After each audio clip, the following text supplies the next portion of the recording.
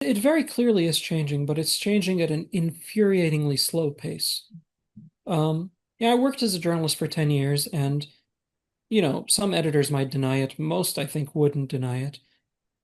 A lot of the decisions are influenced by the potential for blowback, the potential for what happens if we run this article, or if we don't run this article, if we use this headline, if we use this photo.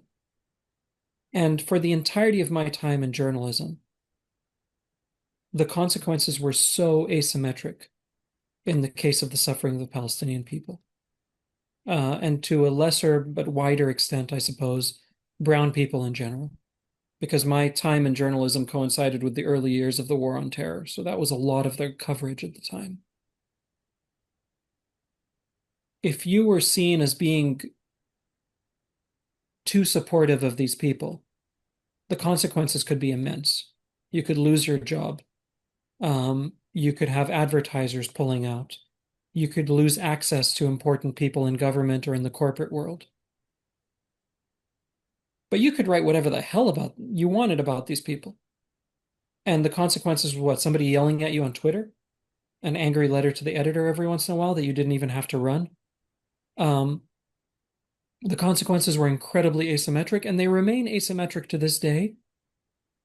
But that gap is closing because the amount of rage at the nature of the coverage of this genocide is so massive among everyday people. Maybe it's not massive among people in positions of power, but among everyone I've talked to, every country I've gone to on this tour, there is so much rage because the double standard is so plain to see.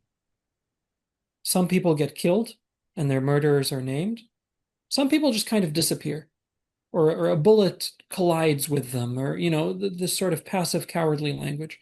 And because that double standard is so clear, there is much, much more pushback. And I think that is what is causing the change. This isn't some kind of moral awakening on the part of the major media outlets. That's not happening any more than it's happening in the political world or the corporate world or any other institution.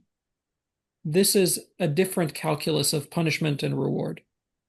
There is now more criticism, more pushback when you write this kind of stuff.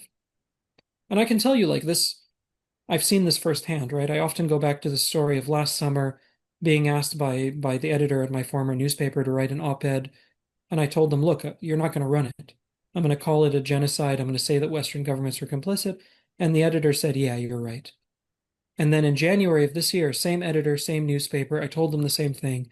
And he said, no, you're fine. Go for it. So something is changing. So the I don't first know what time, it is. like they would not publish. So they said no, Well, the hold first from time, yeah, the the. first time he agreed with me, he was like, look, Okay. we're trying, but you're right. It's not gonna.